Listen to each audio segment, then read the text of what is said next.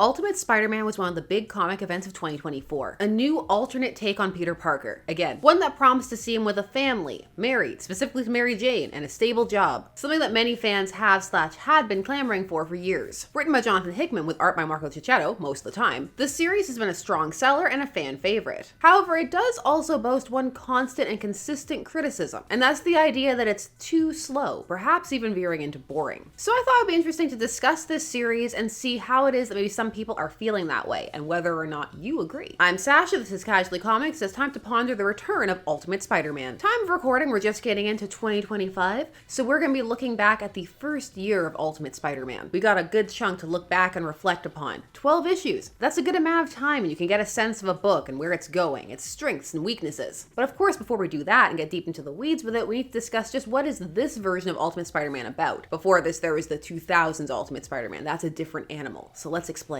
We're going to be discussing this series very thoroughly, so spoiler warning. Ultimate Spider-Man is set in the new Ultimate Universe, so not Earth 1610, but Earth 6160. An Earth that the maker, who is Reed Richards, or Mr. Fantastic from the original Ultimate Universe, has fled to, and attempted to turn into his domain. And part of this plan involved ensuring that certain individuals didn't become superheroes. If they were supposed to get powers, making sure that they didn't. And then also making some key allies, just changing things around. Shifting the balance of power, basically. For Peter, this meant ensuring that he was never bitten by a radioactive spider. This is something that has a huge trickle-down effect to the rest of his life. And that's the groundwork. So now let's take a look at the series itself, which picks up with an adult Peter Parker. So in issue 1, when the series opens, the reader is greeted with a bit of a different Peter Parker in a few ways, below the more obvious surface levels. Peter is in a happy, healthy marriage to MJ and they have 2 children. That tends to be what people focus on as the main difference when they discuss this, but what that means to the character underneath is something very interesting to examine. And through butterfly ripple effect things, Uncle Ben is still alive. It's Aunt May who has died, and only recently in terms of the series. While Peter in this universe on the surface has everything, he's lacking a core drive or purpose. He feels like something is missing from his life, but he's not sure what. And then because he has all of these things, that's also something that makes him feel a little bad. The whole, is this it? Is this what life is? It's skirting around midlife crisis, but something deeper than that. It's very raw and something that many may be able to identify with. Peter has the responsibility, but he doesn't necessarily have the power part yet. He's not having to balance too much at the moment. But by setting up this yearning to have some kind of bigger impact, it's going to create a bit of a different base for when he becomes Spider-Man. This series in general takes a lot of time with its character work. Lots of moments just to examine the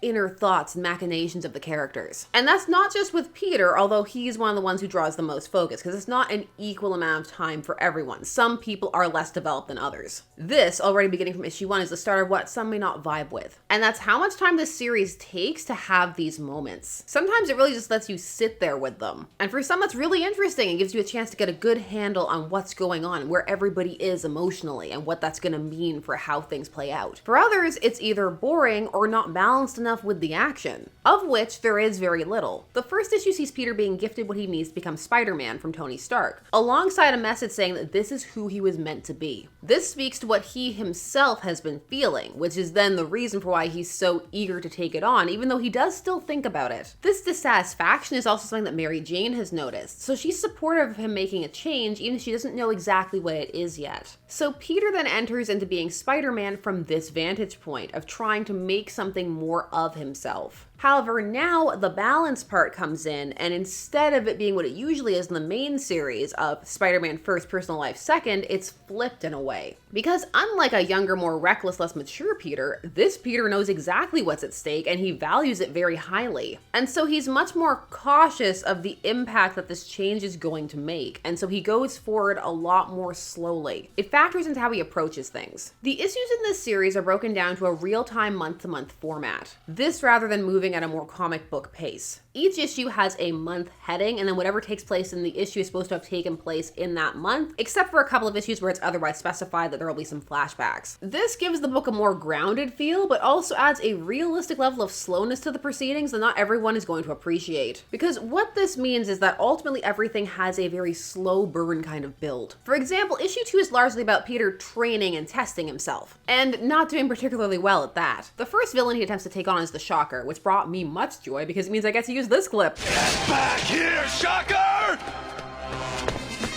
Shocker! Also appropriate because of Peter's costume in this scene. One of the fun things you can do with a slow burn is long game foreshadowing. There are things about the way Peter's costume is moving and the way it looks from the very first issue that are laying some groundwork. It's playing with the sense of familiarity that people familiar with Spidey lore will have with the black suit, the black costume, the way it moves, just everything. But when you have this kind of slow burn pacing, it can allow the creators to lull the readers into a bit of a sense of security because certain things can be hanging around for so long that one may forget that they could be a threat. This, if executed well, can lead to some really big payoffs that have long been seeded. And you also get a bit more time to play with some of the imagery. This type of pacing also means that overall throughout this series, Peter loses a lot, which is something that some cite as a factor they don't enjoy about this run, seeing Peter so often beaten or beaten up. Ultimate Spider-Man has some hard defeats. However, in the context of this series, it makes complete sense. He's never done this before, and he's also holding back, or rather he's being held back by his concerns about his family. Flipping the idea of taking responsibility, does that mean that he has to take more risks? Is that what being responsible for this Spider-Man entails? And this is something that's being told to him not through Uncle Ben, but through Harry Osborn, which also, because of where this advice is now coming from, changes things a little bit. It can give the reader something to think about in terms of, well, how does this impact him being Spider-Man? Same concept, different context. Alongside the Peter learning to use his powers and become Spider-Man, this series is also contending with the rise of Harry Osborn as the Green Goblin, alongside his and eventually his and Peter's quest to take on the Kingpin and the other crime bosses of New York, who are made up of several familiar faces like Mr. Negative, Mole Man, Mysterio, Black Cat. So it must be noted that some of the payoffs in this series do rely on having prior knowledge of the original Spider-Man canon or lore. Not that the scenes aren't well built, but just so that they can have maximum impact. For example, Peter and Harry's connection/friendship may come across as a bit abrupt in Ultimate Spider-Man because of the pacing, the way it cuts from the end of one issue of them just meeting them, then going out at the start of the next. But it lands quite well, and it's even ominous if one is familiar with their relationship inside of the main Spider-Man canon. And if one is familiar with that, there's a bit more of a strength in how certain elements are being contrasted or how some things are playing out along the same lines. Like Harry's terrible relationship with his father, Norman Osborn, which gets delightfully twisted later on. Delightful for the reader, but not for him, as he installs an emotionally abusive AI into his suit to replicate his dad because he misses him. Daddy issues. With all of this being said, a lot of these references or callbacks are fun. For example, after Peter's daughter May learns that he is Spider-Man at the end of issue 2, he decides that he's gonna make a less scary costume because that's been a through line for that issue, that she was freaked out by these pictures she was seeing of this Spider-Man. And then when she learns it's her dad, he really doesn't want her to be scared. So in issue 3, you get a nice little costume montage of various looks that Spider-Man or different Spider-Men have had, which was also a nice little bit of foreshadowing. Issue 3 is also the issue where Peter meets Harry Osborn, aka the Green Goblin. For as mentioned, even though the comic is Ultimate Spider-Man, like the main Spider-Man book, it doesn't only focus on him. It plays a lot in the other elements of the Spider-Man mythos. For example, there's a long-running subplot of Ben Parker and J. Jonah Jameson starting their own newspaper, which they ultimately end up calling The Paper. It's online for the most part. It's a B-plot so consistent, it just feels equal. It doesn't even feel like a B-plot. And if one doesn't care for it or them, then that will make the issues feel as though they are dragging. The thing with the pace is that everyone's relationship becomes quite clear. One way or another, whether one agrees with how it's developing or not. It's very laid out. Issue 4 was the issue where some really start to make the assertion that the series was indeed too slow, because it is a dinner issue. It is made up entirely of Harry and his wife Gwen and Peter and MJ having dinner together, with some interludes to Uncle Ben and Jonah babysitting the Parker kids. It's a slow build of tension and awkwardness as the two couples and their worldviews are contrasted, and the reader is given glimpses into some of the cracks that are present in Harry and Gwen's relationship versus Peter and MJ's, and also the relationships between Harry and Peter and also Gwen and Mary Jane. The Gwen and Mary Jane relationship is quite fascinating because they play a lot with these subtle passive-aggressive moments, which is also good because it gives MJ a much-needed character flaw, because up to that point in the series, she has very much just been the perfect cardboard cutout wife, which, while comforting and perhaps nice to see in terms of the relationship, because it's something that some really enjoy seeing them together, it's not necessarily the most interesting. For while Peter's relationship with his family is very sweet, at times it can come across as almost surface, even though they are taking all these moments out, depends what issue you're in, because they are a core part of his motivation, so you do spend a decent amount of time with them. There is a secure backdrop for him, but there are still things 12 issues in that don't feel as if they've been fully examined. For example, there's a distance between him and his son, and that has yet to be fully explored. So for some, where the issues are focusing their character development may be of issue, where others may think that there's time, there'll be more to come later. The version of Gwen that is introduced starting in issue 4 is fairly interesting. She's very Ditko Gwen, a bit sharper and colder. On the outside, at least. It is intriguing to ponder the idea that without Peter getting bitten and becoming this romantic interest in her life, that she would have remained this almost bullying presence as she was in the Ditko era. Of course, the changes that happened there were because of changes in writers, but it's just interesting to see that kind of referenced and play out in this. Issue 5 is a Harry-centric issue, allowing the timeline from the series to be shown from his point of view, catching up to the present in one issue. This is so that you can see where he's at in his headspace in contrast to Peter, and also why he views being a hero the way that he does. This also shows that that kind of rapidity could be employed, and so that the clip that this series is moving at is deliberate. This change in perspective also allows for more to be unveiled about the darker underbelly of this Ultimate Universe. Issue 6 marks the halfway point and the end of the first arc, which when collected is called Married with Children, placing the emphasis on this new status quo of Peter with a family and what that means for him being Spider-Man. It's also a sitcom reference. Issue 6 is also fittingly the issue where his family entirely finds out that he's Spider-Man because his daughter already knew. It's also where him and Harry have their first really big fight against the Kingpin. Now, while it's broken up this way in terms of the trade, urgency-wise, it doesn't really feel as if this was the big building climactic moment when one is reading it. A lot of the tension or stress in these issues is more intellectual, applied by the reader, and it depends how invested or involved they are, because the actual momentum in the issues themselves is fairly slow. It does still feel like this was the natural conclusion, but because of the whole month-to-month format, it is not as smooth as it may otherwise feel in terms of in-universe, not the standard month-to-month comic release schedule. The fight itself is fairly brief and doesn't go well for Spider-Man or Green Goblin. It's a reinforcement of their greenness, and also of Kingpin's power and the idea that he is a real threat. Peter's family, particularly MJ, seemed like they should have more of a reaction. Her not being mad about him lying to her for months while their daughter knew, suspension being stretched. It's sweet, but it's very much veering into that fantasy, idealized view of their relationship, which there's nothing wrong of in of itself. It's just a bit at odds with the more realistic portrayals going on in other aspects of the book. So what's more idealized and what's more pragmatic, some may not feel that that's entirely in tune. You do get the classic him taking her web swinging though, which is always fun. And for fans of these two as a couple, it's just nice to have them being happy and functioning. And outside of some of her lesser reactions, the rest of how their marriage is written is fairly solid. Miles may vary. Some may feel that she is reacting entirely in keeping with how she would as a character. Issues 7 through 12 are the arc The Paper, and it's here where tensions between various players start to become more clear. And some of the things to be concerned about outside of the Kingpin are being brought into focus. There's the questionable energy behind Doc Ock, who is working for Harry Osborn and helping him and Peter with their suits.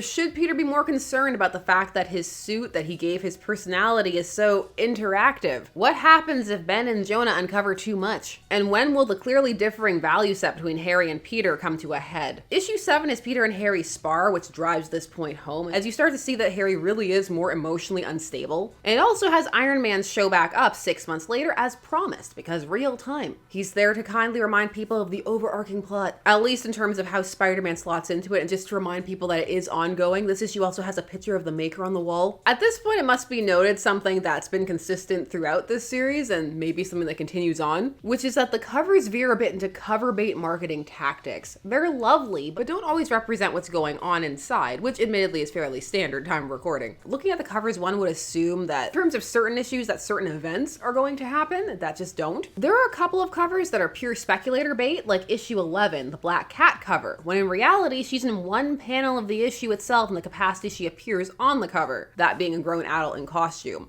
So that's gonna be a miles various thing. Some will be bothered by that, others won't. Issue 8 has a cover of Spider-Man fighting Iron Man. Lies and slander. They just talk, and Tony reminds Peter he's important and feeds into Harry's inferiority complex by telling him there's this list of important people who, no matter what, they could not become powered. And then when Harry asks where was he on this list, Tony tells him he was not at all. Smooth.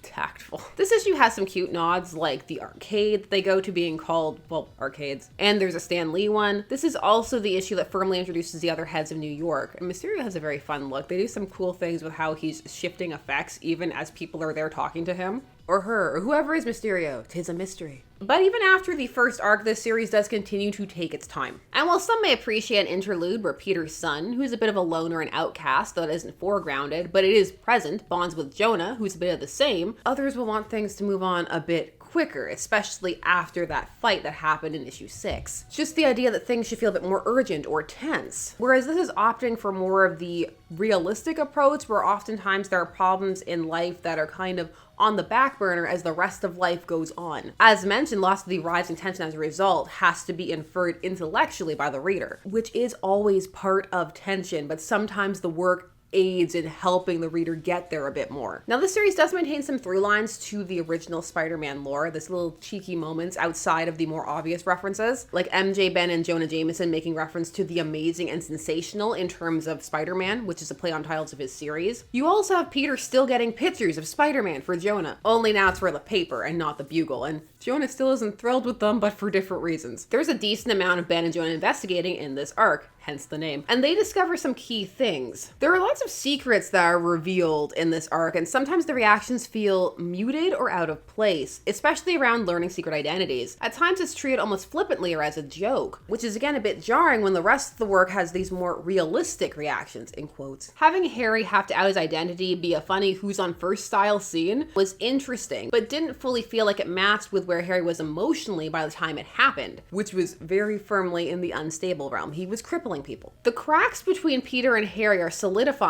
even as their friendship strengthens. It's really well done as both aspects come through clearly, because you have little moments outside of their different stances on killing, for example, such as just the idea that Harry can't understand Peter's lifestyle, like how Peter can't just get up and go on vacation because he has children. This series is full of small human moments from adult life that many may be able to resonate or identify with. Peter also slowly discovers his powers in a very organic way. By issue 9, it's clear he has a spider sense, but he's also not entirely sure what it is. Issue 10 is an entirely paper-centric issue. So Jonah and Ben investigating and uncovering more about the underlying conspiracy that underpins the Ultimate Universe. This is also the issue where they learn about Harry's identity. This one is entirely like a mystery thriller, and there is some tension in that regard. The sequence of them infiltrating the club to talk with James Wesley is particularly ominous. It's a strong character issue, and if one enjoys the interplay between Ben and Jonah, very, very fun. But it has no action in sight, and as mentioned earlier, for people who are anticipating that could be an issue. But if one's looking for that, issue 11 has some, when Peter goes up against Mr. Negative, which is cool. I'm glad he's getting more play overall. This issue also finally has MJ feel some kind of negative emotion about Peter being Spider-Man, and it's concerned about the danger this could put their family in. There is some final foreshadowing for the next issue, but it's still welcome. By the end of year 1, MJ feels more like a character and less like a perfect waifu cutout. And as the year round out, there was a reminder of that idea of responsibility and whether Peter is living his fullest life even now that he has these powers. Is he using them to their full extent? What's the point of having and embracing them if he's not going to take true action with them? How can he reconcile that with the very real risks and stakes? Which is the setup for issue 12, which is the Christmas issue. I do love the Christmas cover, even though again it's full of lies. The issue itself is all character drama and Christmas drama. Sibling tension, family judgments,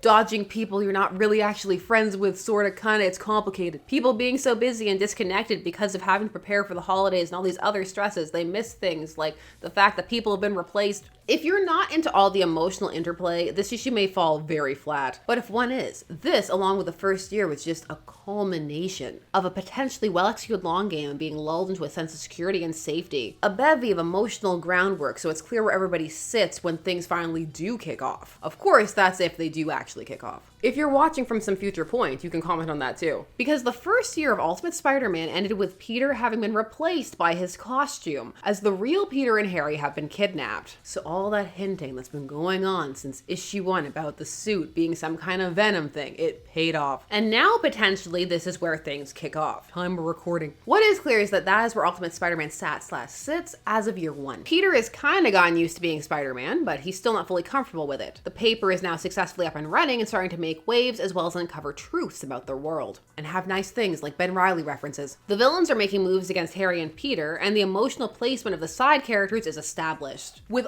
all of that laid out, is the series too slow? And the answer is It depends on a couple of things, because really that's gonna be a subjective thing. Because when you break it down, a decent amount has happened, but the pace and tone it happened with are not for everyone. If one was looking for an action-oriented series, or even one where it was more balanced, then this is going to be a frustrating outing. Even those who enjoy more character-based work may buck the near real-world type of movement it has at times that can give an almost uncanny valley feeling of how slowly things are moving in one's own life at points, until they aren't. It's certainly not moving at the conventional comic speed that most may be used to, particularly in terms of Spider-Man, which is fairly fast-paced in terms of not just having lots of fights and action, but the way that the drama and conflict of the characters moves with the dates and the drugs and all the other things. That is definitely going to grate on some. Ultimate Spider-Man is trying something a little different, and based on the time frames it's given itself, what has happened makes sense in the more practical sense, because it would take time to get used to having an alter ego, especially when balancing it with having a job and being a dad. Starting a business takes time. Investigations take lots of time, sometimes years. Sometimes you don't see friends for months at a time. It's rational, but for some that may move it too far out from the fantasy element that they enjoy in Spider-Man. That suspension of disbelief surrounding how much stuff can happen in a period of time. Some may wonder, can't all these things happen a little faster like how the older Spider-Man comics did? For some, like Ultimate X-Men, this just may not have enough Spider-Man in it. Regardless of the execution, they may have been hoping for more of a firm focus on Peter. Just the whole frame and base presentation style may not be what some want, and so for them, regardless of if everything is handled well, it's still not going to land. And so for those, too slow or boring may be an accurate representation. For others who like to get more into the quiet moments and have them in the forefront, this series is a treasure trove of subtle micro-tensions and conflicts and details. Moments that may have once had a panel being given whole scenes or even issues. The emotions and the problems the characters are wrestling with ring true, and the characters remain authentic to themselves while reacting to the alternate environment. And the fact that things are moving so slowly really gives one a chance to examine where the characters are in this context and why. You really get to see Peter work through this new subject positioning in a way that feels heartfelt. It is a strong foundation. It just remains to be seen whether or not the pacing ever actually increases, because one of the things this has done is dial back on some of the tension, and without tension or urgency, it can feel like things are meandering. At some point, all this setup should hopefully have a payoff, and given the genre this is in, many may expect that to culminate in some kind of battle or battles. Otherwise, even those who are enjoying may begin to lose their patience. When one focuses so heavily on character too, if readers don't gel with the scenarios or people being focused on, that's another reason it may be labeled as boring. By this point, a year in, the series has certainly found its people. While this burn is indeed very slow, to me what's being built inside of it, what it's built upon to burn, is incredibly strong and well executed. I personally love how much time it's taking because I find the way that it's breaking these events down, the way the characters are interacting, very interesting. However, I also feel that it has now been firmly established, and so there could be a bit more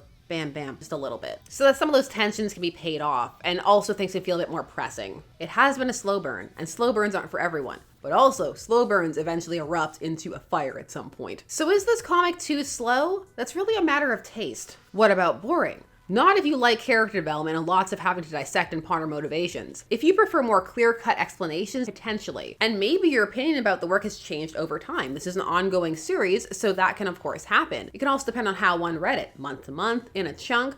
I've done both at this point, and I can say that either way, it does move quite slowly. I'm really enjoying it. I think it has one of the more convincing, a person not noticing that someone that they're really close to has been swapped, at least from what I've seen in quite a while. And also, just for me, the way that the marriage interplay and that conflict is playing out is well written, in terms of it having just things like having to balance a relationship, where those be the forefront rather than, oh, is he gonna cheat? Time of recording. Maybe that'll come up later. And there are lots of things to talk about. There are many things that happen here that I didn't touch upon. So all of these were just my thoughts, and I really want to hear yours. I want to talk about Ultimate Spider-Man. It's been too long. Do you agree? Disagree entirely? What are you liking or not liking? Do you think that there is a pace that a comic needs to move at, and that there is a definitive too slow that can be happening? Just anything. Let's chat Ultimate Spider-Man. And while you're doing that, please do all the other YouTube things. Like, share, comment, subscribe, hit the bell notification so that you never miss a vid. Thanks so much for taking some time to spend discussing comics with me. I always appreciate it, and I will see you again soon. Bye-bye.